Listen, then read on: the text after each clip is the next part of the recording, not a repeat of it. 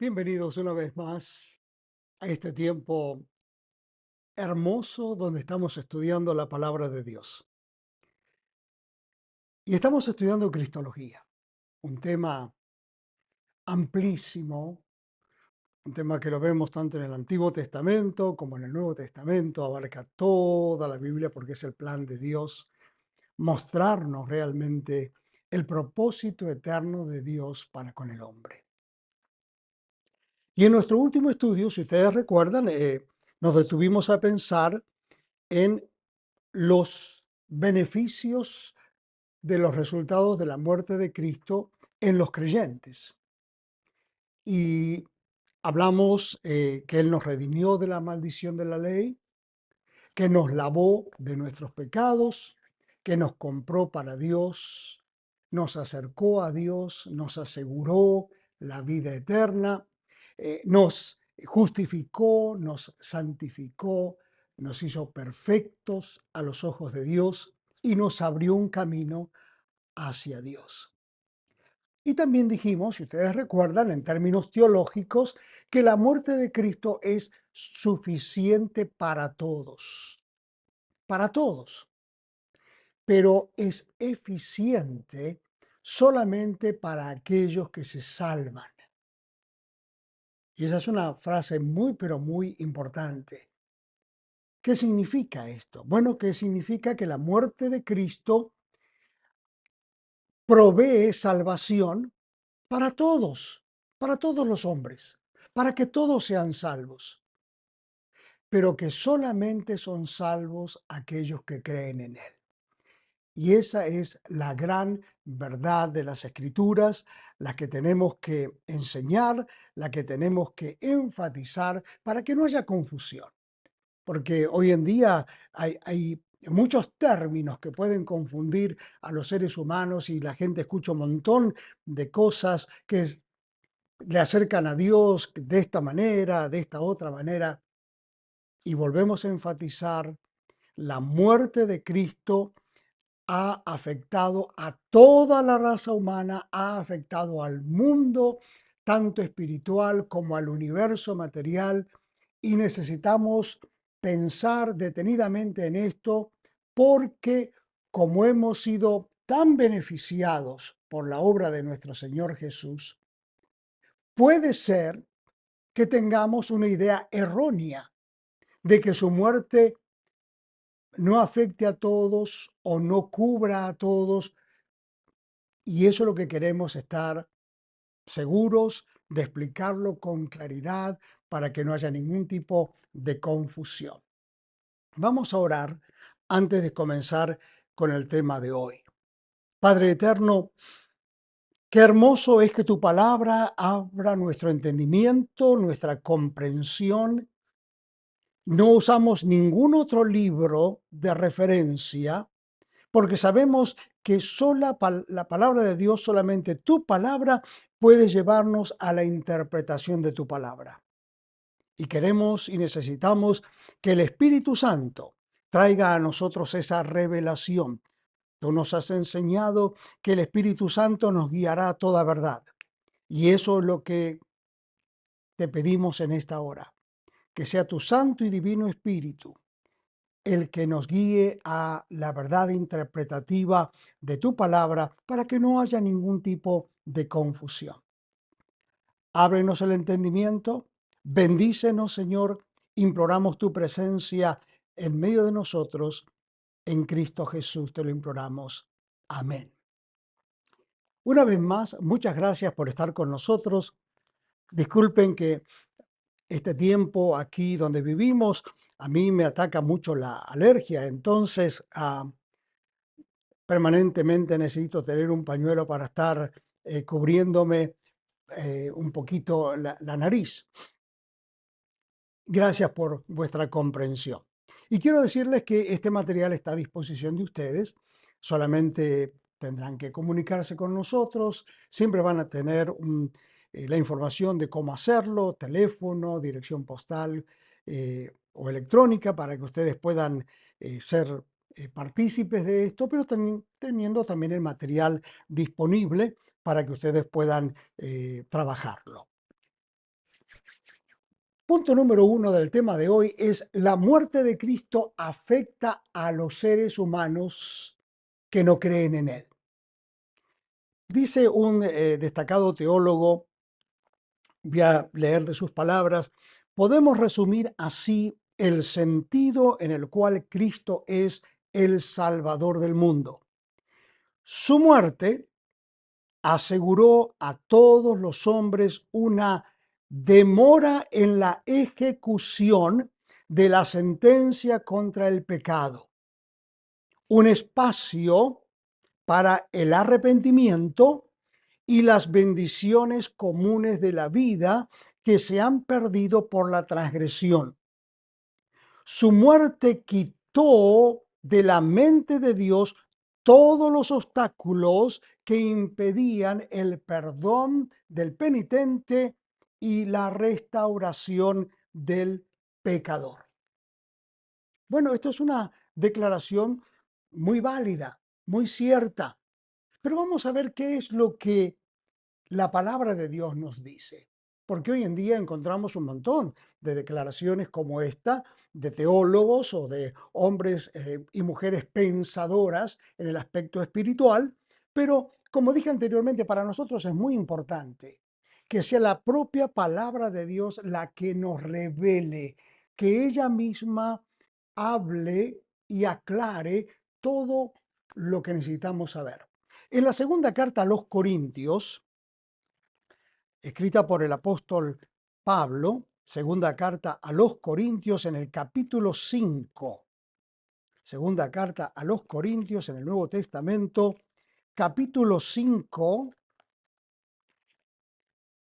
versículo 19, dice que Dios estaba en Cristo reconciliando consigo al mundo, no tomándoles en cuenta a los hombres sus pecados, y fíjense, nos encargó a nosotros la palabra de la reconciliación.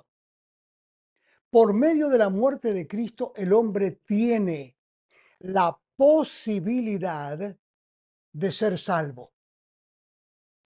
Por medio de la muerte de Cristo, el hombre, y cuando hablamos del hombre, es el hombre en general, hombre, mujer, la raza humana tiene la posibilidad de ser salvo.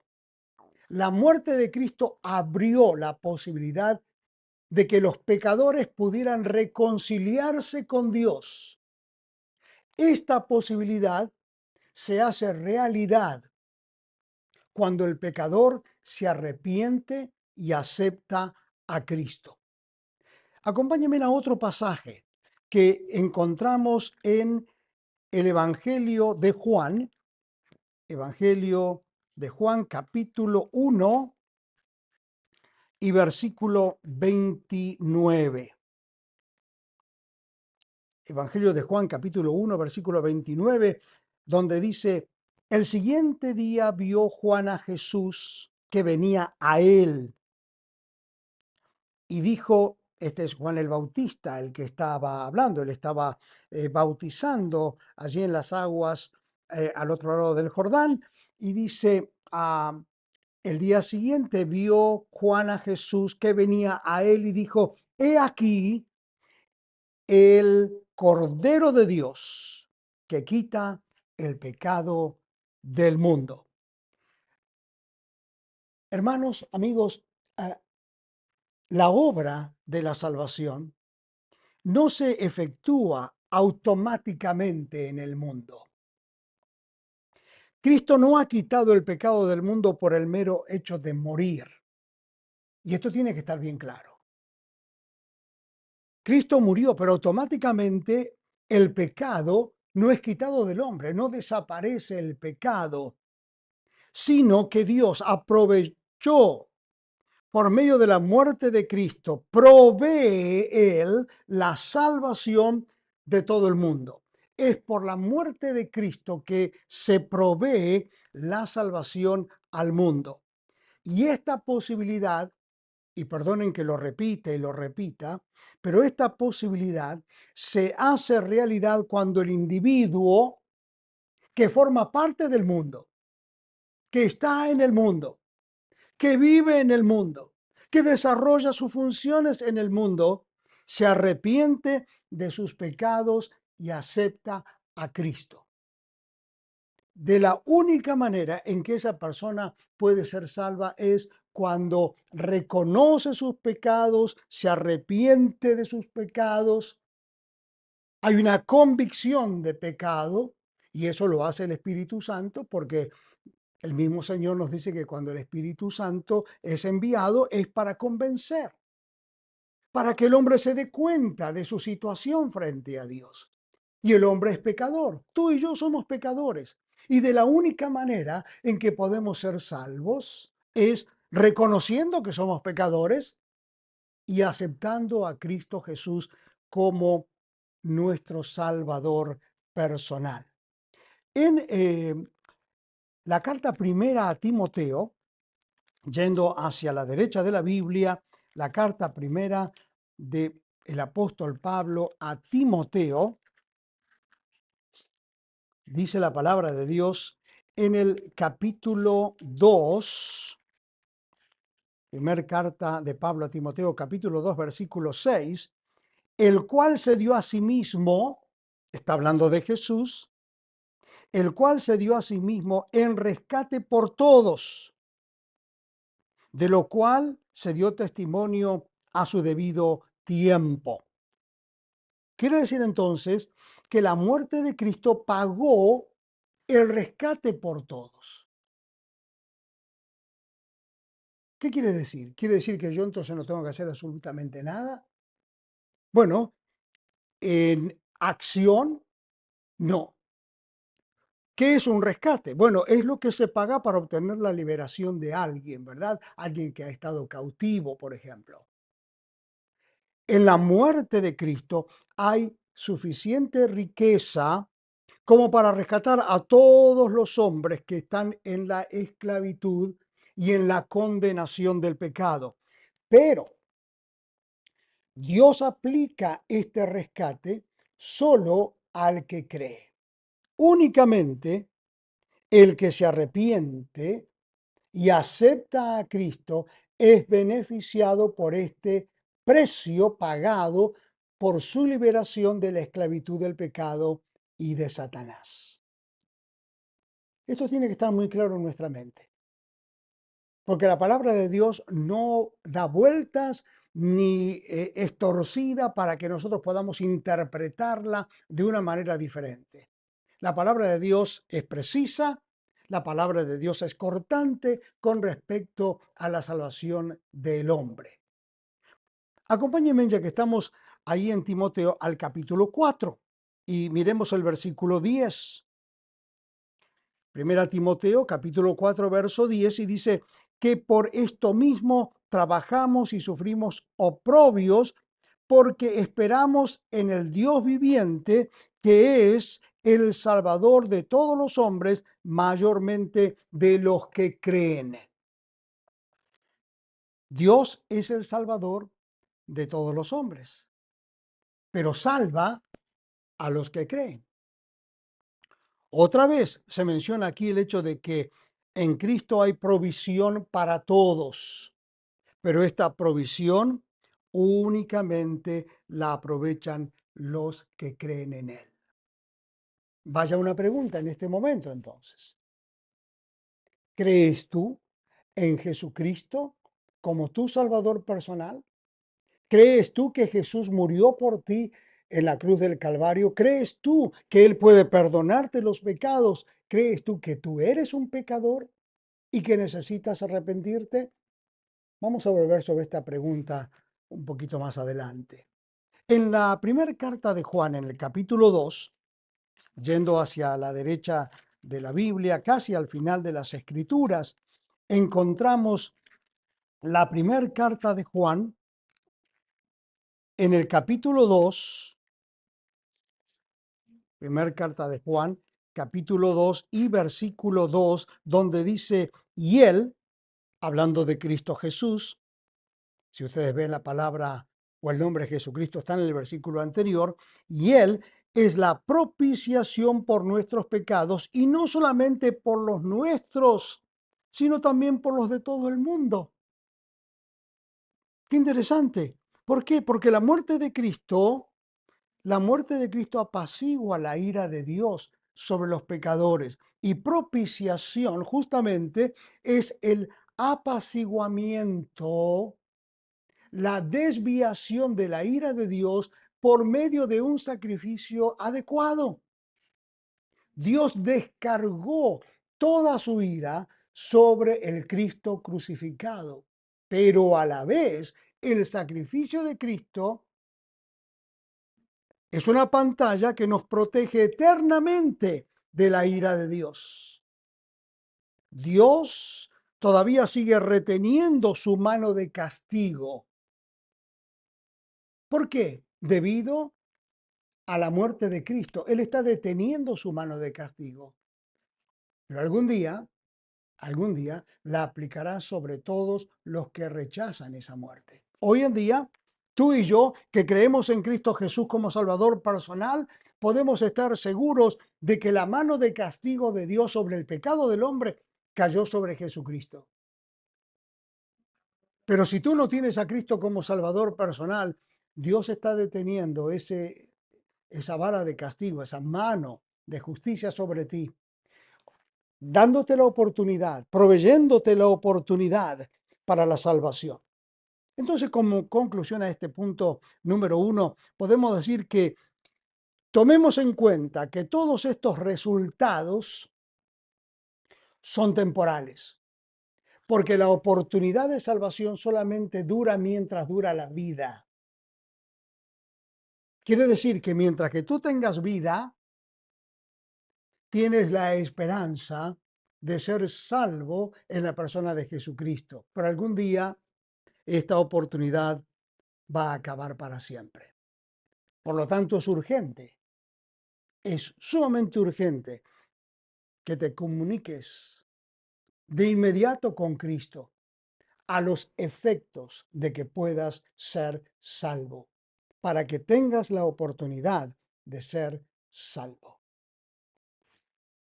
No hay otro mediador, no hay una organización, no hay una persona, no hay un santo.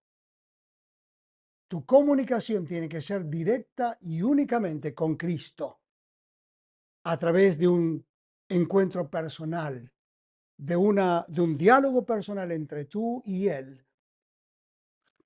para que tú te declares delante de Dios pecador, reconociendo tus faltas y tus pecados y tu gran necesidad de tener a Cristo como tu Salvador personal. El segundo punto de nuestro estudio de hoy es que la muerte de Cristo afecta a Satanás y sus huestes. En el Evangelio de Juan, capítulo 12, Evangelio de Juan, capítulo 12 y versículo 31, fíjate lo que la palabra de Dios nos dice.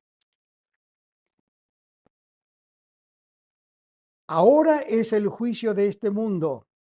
Ahora el príncipe de este mundo será echado fuera. Por medio de su muerte, Cristo le quitó a Satanás su dominio del mundo. El diablo lo había usurpado. Se lo usurpó a Adán, el trono del mundo. Pero Cristo, que es el postrer Adán, el máximo representante de la raza humana, echó al diablo de ese trono usurpador y tomó para sí el lugar que a él le corresponde. Satanás no tiene poder. Él, Dios de los cielos, tiene todo el poder en la persona de Jesucristo. Hay un pasaje que quiero compartir con ustedes. Bueno, dos pasajes. Uno está en Romanos. Carta del apóstol Pablo a los Romanos, capítulo 5. Romanos, capítulo 5 y versículo 12. Romanos 5, 12 en adelante. Dice, por tanto, como el pecado entró en el mundo por un hombre, y por el pecado la muerte, así la muerte pasó a todos los hombres, por cuanto todos pecaron. Pues antes de la ley había pecado en el mundo, pero donde no hay ley, no se inculpa de pecado.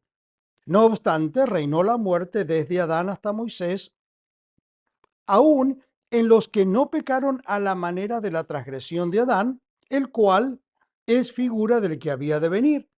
Pero el don no fue como la transgresión, porque si por la transgresión de aquel uno murieron los muchos, abundaron mucho más para los muchos la gracia y el don de Dios por la gracia de un hombre, Jesucristo.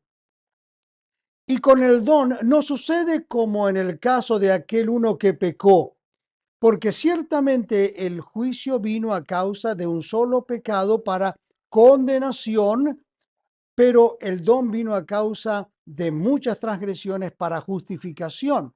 Pues, si por la transgresión de uno solo reinó la muerte, mucho más reinarán en vida por uno solo, Jesucristo, los que reciben la abundancia de la gracia y el don de la justicia. Versículo 18. Así que, como por la transgresión de uno vino la condenación a todos los hombres, de la misma manera, por la justicia de uno vino a todos los hombres la justificación de vida. Porque así como por la desobediencia de un hombre los muchos fueron constituidos pecadores, así también por la obediencia de uno los muchos serán constituidos justos.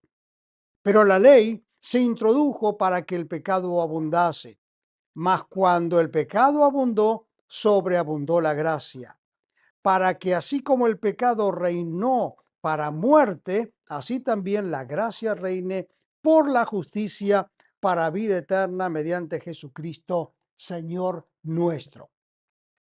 Otro pasaje que me gustaría compartir con ustedes es 1 Corintios capítulo 15, versículos 45 al 47. Dice, el primer hombre es de la tierra terrenal, el segundo hombre que es el Señor es del cielo. Cual el terrenal, tales también los terrenales, y cual el celestial, tales también los celestiales. ¿Qué queremos describir con esto o qué queremos resaltar con esto? Bueno, Dios nos está mostrando a través de su palabra que el pecado entra por el primer hombre, Adán, en su desobediencia. Y ese pecado pasó a todos los hombres. ¿Por qué? Porque la genética pecadora está dentro del ser humano. Quiere decir entonces que ninguno de nosotros puede parar esta genética porque esto forma parte de nuestra manera de ser, de nuestra manera de pensar, de nuestra manera de obrar. Y eso lo podemos ver con los niños. Tenemos a un niño en la casa al cual le enseñamos a obedecer, pero una de las palabras que más se enfatizan con los niños es no. No esto, no toques, no digas, no hagas, no esto, permanentemente. ¿Por qué? Porque la desobediencia del niño está permanentemente en nosotros, en el ser humano. Entonces eso lo traemos y eso lo vamos a manifestar. Eso permanentemente va a producirse, se va a llevar adelante, se va a manifestar. Entonces, por aquel primer hombre entró el pecado, pero por el segundo Adán, por el segundo hombre que es Jesucristo, entra, nos dice la palabra de Dios, el perdón, entra la obediencia, entra la reconciliación con Dios.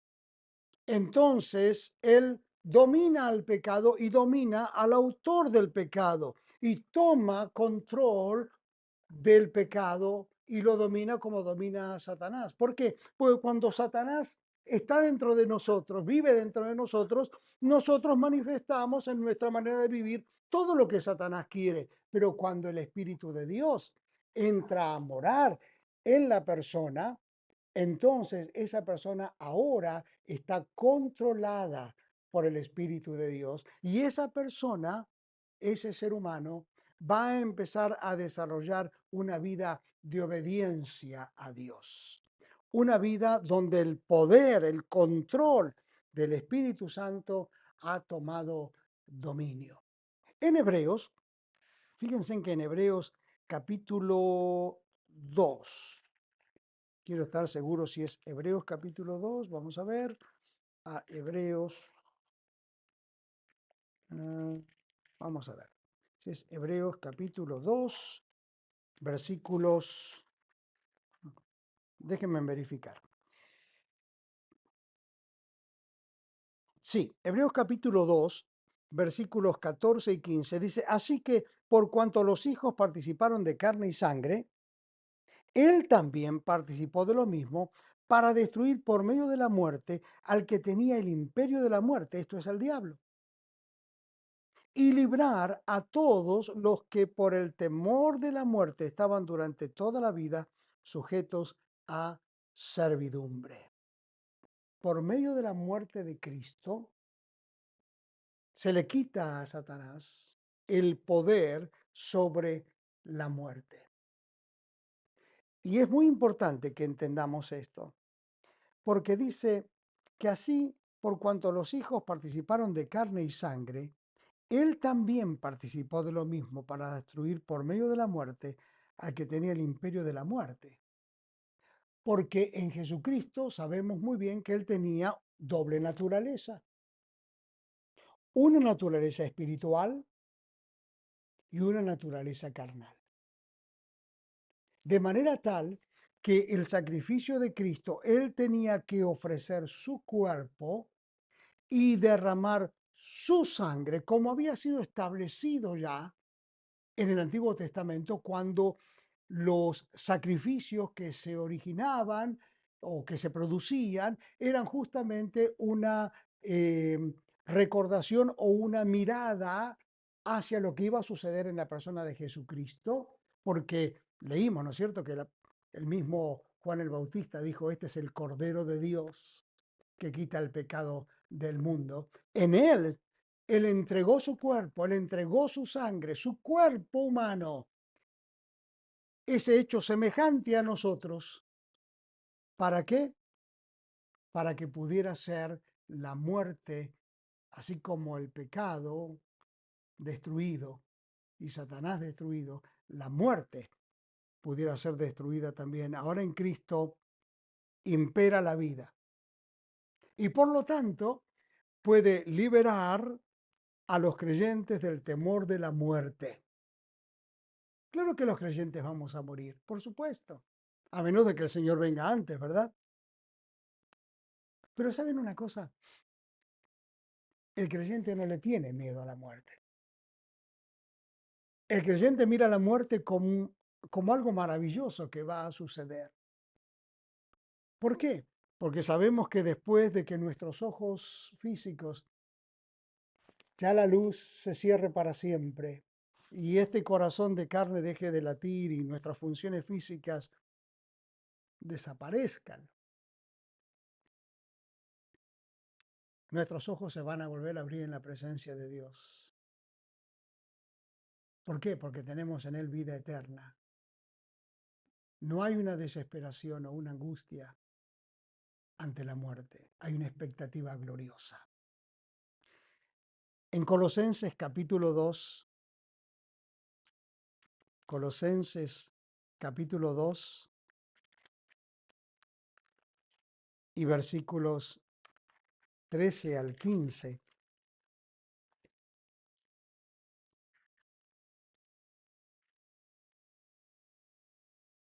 Colosenses 2, 13 al 15 dice, y a vosotros, estando muertos en pecados y en la incircuncisión de vuestra carne, os dio vida juntamente con él, perdonándoos todos los pecados, anulando el acta de los decretos que había contra nosotros, que nos era contraria, quitándola de en medio y clavándola en la cruz.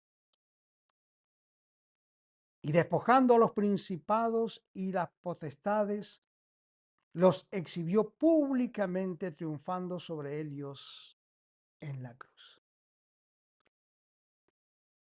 Hermanos, en la cruz Cristo triunfó también sobre los ejércitos satánicos. Los demonios fueron despojados del poder que tenían para usar la ley contra los creyentes.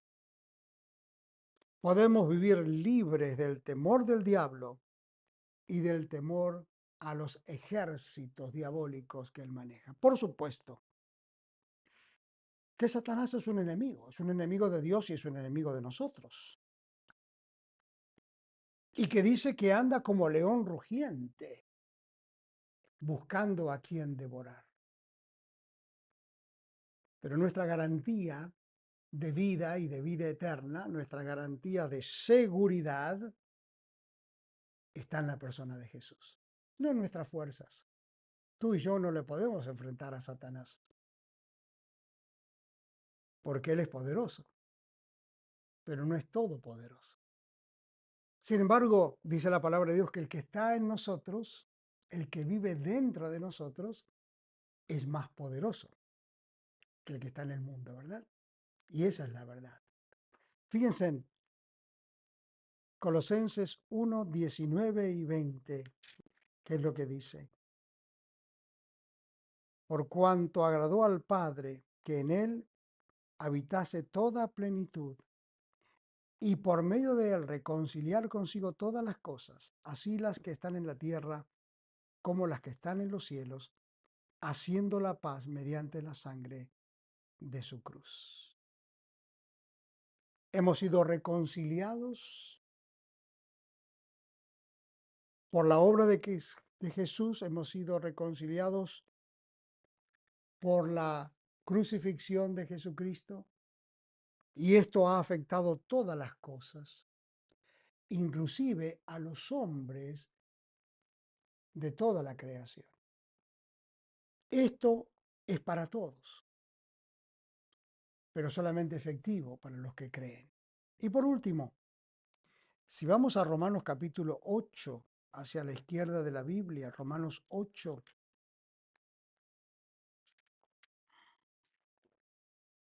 versículos 20, sí, 20 al 23, dice, porque la creación fue sujetada a vanidad, no por su propia voluntad, sino por causa del que la sujetó en esperanza. Porque también la creación misma será libertada de la esclavitud de corrupción a la libertad gloriosa de los hijos de Dios. Porque sabemos que toda la creación gime a una y aún está con dolores de parto hasta ahora. Y no solo ella, sino que también nosotros mismos, que tenemos las primicias del Espíritu, nosotros también gemimos dentro de nosotros, esperando la adopción, la redención de nuestro cuerpo. Y esto es muy importante que lo miremos, porque a veces decimos, bueno, o la gente puede pensar cuando leemos las escrituras de que los creyentes no tenemos dificultades, o que los creyentes no tenemos problemas, o que los creyentes no tenemos tentaciones. Por supuesto que sí. Y aquí la palabra lo dice. Todo lo que nos rodea gime por libertad. Y dentro de nosotros también decimos, como decía el apóstol Pablo, ¿quién me librará de este cuerpo de muerte, verdad? ¿Por qué? Bueno, porque dentro de nosotros hay tensiones y luchas y tenemos también contradicciones con nosotros mismos, a veces nuestra manera de pensar, a veces nuestra manera de ser, nuestra manera de actuar, ¿no? Nuestro accionar. Estamos luchando contra la carne, gimiendo muchas veces. Y obviamente nuestra confianza está en este momento, cuando también este cuerpo será liberado. ¿Se imaginan ustedes cuando todo esto sea liberado de la corrupción del pecado? La tierra dejará de producir espinas y cardos, como dice Génesis capítulo 3. Todo lo que el pecado arruinó en el mundo y su naturaleza será restaurada cuando Cristo regrese a reinar. Y anhelamos con ansiedad, vaya la redundancia, anhelamos con mucha ansiedad ese momento cuando no solamente nuestros cuerpos, sino todo lo que miremos a nuestro alrededor llegue a tomar el lugar de aquella primera creación y el pecado desaparezca por completo y su influencia en el mundo. Pero claro, yo te hacía una pregunta anteriormente. Y la pregunta es, ¿crees tú en Cristo Jesús como tu Salvador personal? Porque Él regresará. La palabra de Dios nos dice que Él va a regresar. Y Él va a regresar para aquellos o por aquellos que creen en Él. Algunos a lo mejor no lo podremos mirar por nuestra avanzada edad y el Señor nos llevará a su presencia de una forma express. Pero ¿qué acerca de ti? ¿Qué acerca de tu confianza en Cristo Jesús? ¿A dónde está tu esperanza?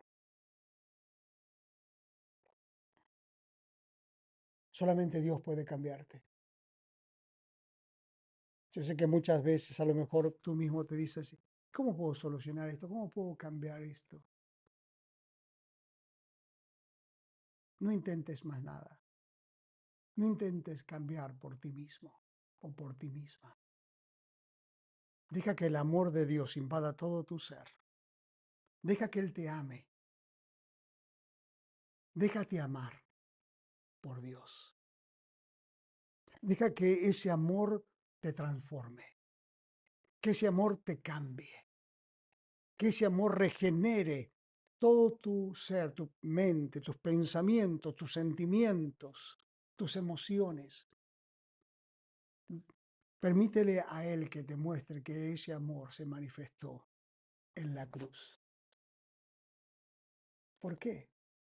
Porque allí Cristo murió por ti. Allí Cristo entregó su vida por ti.